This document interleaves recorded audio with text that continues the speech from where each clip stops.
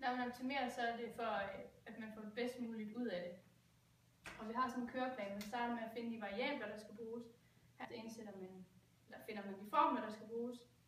Så isolerer man en af variablerne, og så indsætter man den variabel, man lige har fundet i formlen. Så differentierer man formlen. Så finder man vendepunktet, det er at den differentierede formel bliver sat lige 0. Så finder man monotoniforhold for at finde ud af, om det er et minimum eller et maksimum, der er tale om.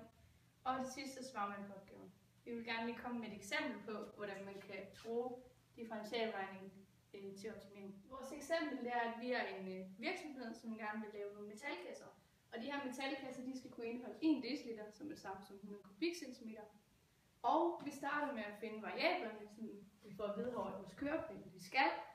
Og siderne, de har en længde på x og en højde på h. Fordi det er en kasse, så har vi selvfølgelig de krav x og h. De skal være større end 0. Nu finder vi så de formler, der skal bruges, som der står i punkt 2, at vi skal.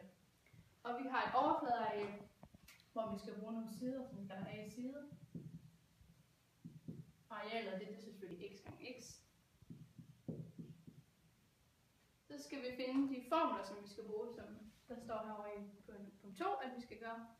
Og vi finder arealet, overfladearealet, så vi ved, at der skal bruges nogle sider, så det kalder vi A-side. Og for at finde arealet af siderne, så er det x gange h. Og bunden er i bund. Så skal vi så sige x gange x, fordi at bunden er arealet af den er x gange x, og x gange x er sammen med x gange. Fordi det her er en metalkasse uden låg, så skal vi kun bruge én bund, og vi skal bruge 4 sider i kassen. Så funktionen, den vi står her, den kan vi kalde for overfladearealet x og h. Den kan så skrives som 4 gange a side plus arealet for bunden. Det er så det samme som 4 xh plus x i enden. Nu isolerer vi den variabel herover, som vi kender herfra, vi skal. Og fordi vi kan finde volumen, eller vi ved, at volumen den skal være 1 dl, som er det samme som 100 kubikcentimeter, så vil det være smart lige at indsætte vores variabler ind i volumenformen.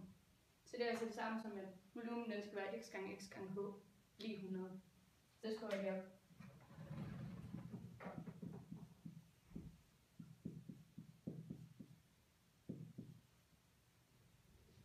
Det er så det samme som, at v delt med x i anden gange med h, og det er også lige 100. Så isolerer vi h i funktionen, som vi får at vide, at vi skal, og får at h er lige med 100 divideret med x i anden. Ja. Nu er vi kommet til punkt 4 herovre i vores køreplan, hvor vi skal indsætte den isolerede variabel i funktionen. Så det gør vi. Vi indsætter h, så det h vi har fundet hernede på h's plads. Så x, den bliver så lige med 4 gange x, eller 4x, gange med h, som vi kender hernede fra, der 100, divideret med x i anden, plus x i anden. Og her gælder det selvfølgelig stadigvæk, at x skal være større end 0, fordi det er en side på en kasse, fysisk kasse. Så ganger vi 4 ind på bryggen, eller 4x ind på bryggen, og så får vi simpelthen bare, at det er 400 divideret med x i anden, divideret med x, plus x i anden. Og så punkt 5 herovre i vores køreplan, hvor vi skal differentiere overfladearealformen, som vi har her over x, og det gør vi så. Så x, det bliver lige med 400 minus 1 over x anden plus 2x. Og så gange med 400 ind på den minus 1, så det kommer til at stå et mærke x lige med minus 400 divideret med x i anden plus 2x. Vi vil gerne finde det vendepunkt, vi skal finde i funktionen. Så vi sætter den differentierede funktion over x lige 0, over x her, lige 0, og så bytter vi rundt, så vi starter med at trække 400, eller minus 400 divideret med 2x i anden, Og på den anden side, så der står 2x i anden lige 400 divideret med x i anden. Så trækker vi x i anden over på den anden side, så vi ganger med x i anden, så der står 2x, x i anden er lige med 400. 2x, x i anden, det er det samme som 2x i tredje, så vi skriver 2x i tredje er 400. Og så dividerer vi med 2 på begge sider, så der står x i tredje er lige med 400 divideret med 2, og da 400 divideret med 2 er lige 200, så skriver vi 3x, eller x i tredje er lige 200. For så at finde, hvad x er bare, så tager man den tredje rod af x, så x er lige med den tredje rod af 200, og den tredje rod af 200, det er cirka 5,85. Og fordi vi regner i centimeter, som vi ved heroppe fra rumfanget, så er det 5,85 centimeter, vores x skal være. For at vi kommer til punkt 7, hvor vi skal finde monotoniforhold. Og det gør vi ved, at vi tager vores differentierede funktion, brug af x, og så indsætter vi et tal, der er mindre og større end 5,85. Så vi kan starte med at indsætte 1, og det ved vi, det har en negativ værdi. Så indsætter vi et tal, der er større end 5,85, det vil for eksempel være 10. Og det ved vi, det har en positiv værdi. Så vi ved, at funktionen den ser ud af sådan her, hvor vi har et toppunkt her, eller et vendepunkt her. Og her er x-værdien 5,85.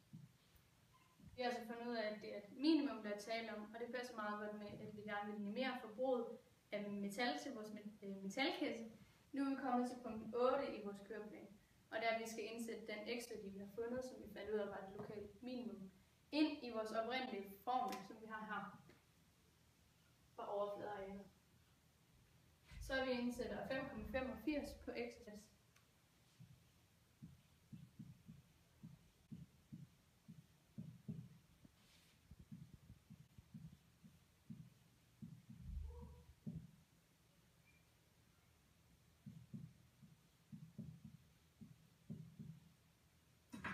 Og det giver ca. 102,60 kvadrat. Og det ved altså, at siderne de skal være 5,85 cm lange, for at vi skal bruge så lidt metal som muligt. Og vi ved, at i alt skal bruge 102,6 kvadratcentimeter metal til den her kasse, der skal kunne rumme 1 deciliter.